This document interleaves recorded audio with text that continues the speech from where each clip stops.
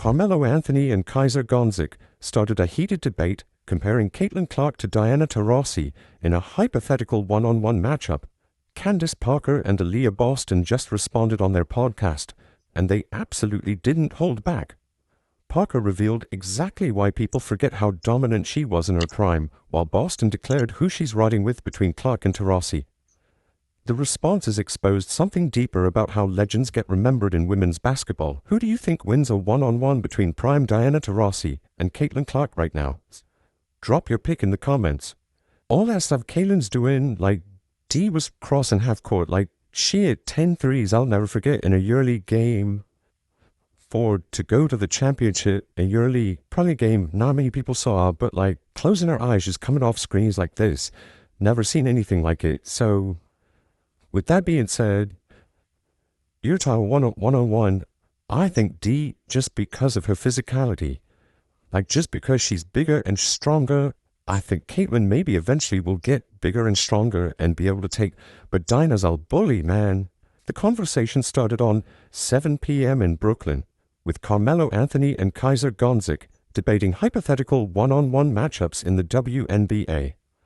They covered several matchups, but the one that generated the most discussion was Caitlin Clark versus prime Diana Taurasi. The debate wasn't just about basketball skills, it became a conversation about eras, playing styles, physicality, and how we remember greatness. Carmelo and Kaiser both emphasized giving Taurasi the prime distinction, which immediately caught attention. They're comparing peak Diana against current Caitlin, which is interesting because it acknowledges Clark is still developing while Taurasi's best years are documented history. That framing alone tells you how seriously people are taking Clark's current ability level. When Candace Parker and Aliyah Boston discussed this on their podcast, Parker immediately addressed something that bothered her about the original debate. Carmelo and Kaiser talked about prime Diana Taurasi when discussing her matchup with Clark.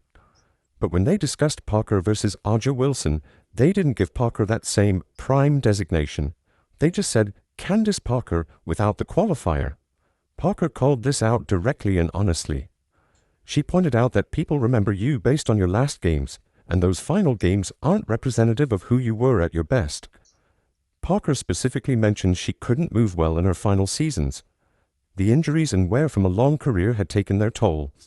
But that's what people remember because that's what they saw most recently. This is actually a critical point about how basketball history gets written in real time. Younger fans who started watching the WNBA in the past few years saw late-career Candace Parker struggling with mobility. They didn't see the player who won Rookie of the Year and MVP in the same season. They didn't see the athlete who got pregnant, came back, and continued dominating. They missed the version of Parker who was one of the most versatile players the league has ever seen. Parker addressed why she retired when she did, specifically because of this perception problem. She knew her body couldn't do what her mind wanted anymore. She recognized that continuing to play would only cement the image of her as a player who used to be great, rather than someone who is great. That's a remarkably self-aware decision that most athletes struggle to make. The timing of retirement matters enormously for legacy preservation. Parker referenced Diana looking a little rough in her final years. That's not disrespect, that's reality. Taurasi played until she was 42 years old. Her final seasons involved battling injuries and father time in ways that diminished her effectiveness. Younger fans watching those final years got a distorted picture of what prime Diana Taurasi actually looked like on the court. Parker then dropped a memory that perfectly illustrated prime Taurasi's dominance. She recalled a EuroLeague game where Diana hit 10 three-pointers to send her team to the championship. Parker described Diana closing her eyes, coming off screens, and just launching shots that had no business going in. She said she'd never seen anything like it. That's the version of Diana Taurasi that should be in everyone's mind when discussing her greatness. But most casual WNBA fans never saw that EuroLeague performance. They didn't watch Diana dominate international basketball during her prime. They saw the version playing limited minutes in Phoenix during her final WNBA seasons. The gap between prime Diana and final years Diana was massive, but recency bias is powerful. When it came to actually picking a winner in the Clark versus Taurasi one-on-one matchup, Parker chose Diana. Her reasoning was straightforward: physicality.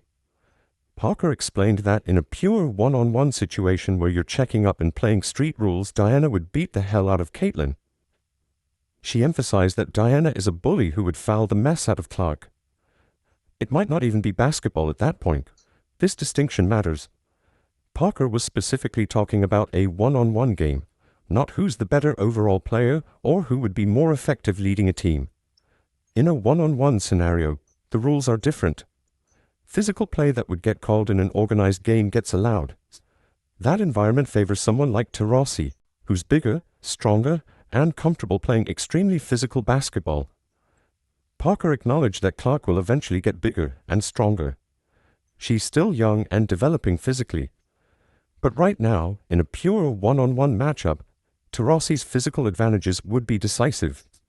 Diana knows how to use her body to create space, absorb contact, and finish through defenders. That experience and physicality wins one-on-one battles. Then, Aliyah Boston gave her take, and she went the complete opposite direction.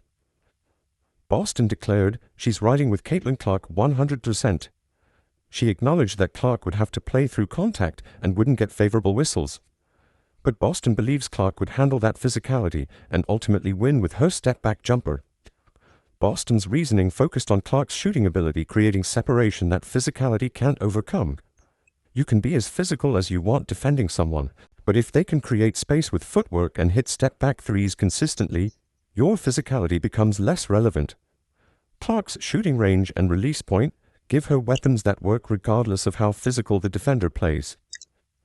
The contrast between Parker choosing Taurasi and Boston choosing Clark is fascinating because it reveals different perspectives on what wins one-on-one battles. Parker values physicality, strength, and the ability to impose your will on a defender. Boston values skill, shooting ability, and creating separation through technique rather than power. Boston also mentioned that Clark would hit Taurasi with, "That step back, what now?" The confidence in that statement shows how much respect Boston has for Clark's shooting ability. Boston has played with and against Clark. She's seen up close how difficult Clark's shot is to defend when she creates that separation off the dribble. The conversation then shifted to discussing the best pure one-on-one players in the WNBA right now. Boston immediately named Kelsey Mitchell. She said the stuff Mitchell does with the ball makes her nearly impossible to guard one-on-one. Boston specifically mentioned that you literally can't combat crossovers like Mitchell's. Boston revealed she called Chelsea Gray before Indiana played Las Vegas and told her the secret to not getting crossed over by Mitchell. When your feet start doing a certain movement, that's when you get crossed. Boston's advice was, don't jump with your feet, because Mitchell waits for defenders to commit to something, then she's gone. The speed and ball handling combination makes Mitchell devastating in one-on-one situations. Parker co-signed this assessment completely. She admitted that when Mitchell is on the perimeter just looking at defenders, Parker's instinct is to go stand somewhere else. She doesn't even want to engage with guarding Mitchell one-on-one, because the crossovers are that problematic. That's high praise from someone who was an elite defender during her playing career. Boston made a joke about Mitchell having plenty of time to perfect her one-on-one game because Indiana wasn't good for most of Mitchell's career. Mitchell spent years as the only offensive threat on bad fever teams. That meant she got every team's best defender and still had to create her own offense consistently. That experience developed the kind of one-on-one skill that's now nearly unstoppable. They also discussed Napheesa Collier as one of the toughest one-on-one matchups in the league. Parker called Collier annoying to guard because she has a counter move for everything.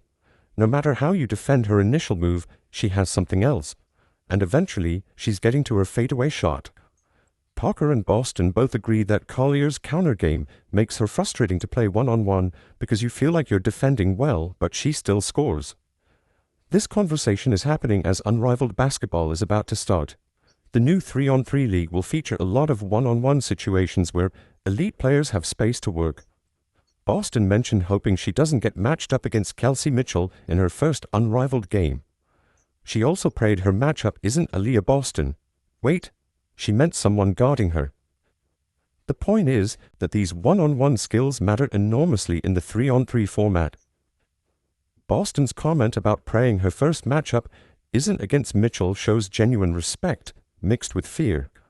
These are professional basketball players who understand their own limitations and recognize when someone has a skill set that's particularly difficult for them to handle. Mitchell's combination of speed and ball handling is that kind of nightmare matchup. The fact that mainstream basketball figures like Carmelo Anthony are now debating WNBA one-on-one matchups represents massive progress for women's basketball visibility. Parker celebrated this development, noting that they're debating these matchups in barbershops and on podcasts. That's the kind of cultural penetration the WNBA has been chasing for decades. These debates help casual fans understand the skill levels in women's basketball. When Carmelo Anthony, a legendary NBA scorer, analyzes Candace Parker's game and talks about her skill set, it validates women's basketball in ways that pure statistics can't. His perspective as someone who perfected the jab step and mid-range game gives his assessment credibility with audiences who might not otherwise pay attention. Carmelo specifically mentioned that Parker's skill set resonated with him because he could see she perfected her game the same way he perfected his. She built her arsenal methodically, working on moves until they became automatic. That's the highest compliment one elite scorer can give another, recognizing the work and dedication behind the skill. Parker appreciated being compared to Carmelo's era because that's when her career was happening. She was there when Carmelo, LeBron, and Dwyane Wade were all figuring out their careers. She watched Russell Westbrook develop, saw the Thunder's big three of James Harden, Kevin Durant, and Serge Ibaka come together. Parker's career paralleled these NBA legends, even though women's basketball didn't get the same attention. That's part of what makes these one-on-one debates valuable. They force people to think about WNBA players in the same analytical framework they use for NBA players. Who has the better skill set? Who's more physical? Who has the mental edge? These are the same questions fans ask about NBA matchups, and applying them to WNBA players elevates the conversation. Parker made an important point about not getting too caught up in one-on-one debates determining career value. She said plenty of players can go get buckets in one-on-one situations against certain opponents, but that doesn't mean they could replicate what elite players accomplished over their careers. One-on-one ability is just one component of greatness. The difference between Parker's and Boston's games versus A'ja Wilson's game illustrates this perfectly. Parker noted that her game and Wilson's game are completely different. They played different positions, had different roles, excelled in different aspects of basketball. Comparing them one-on-one doesn't really capture what made each player elite in their era.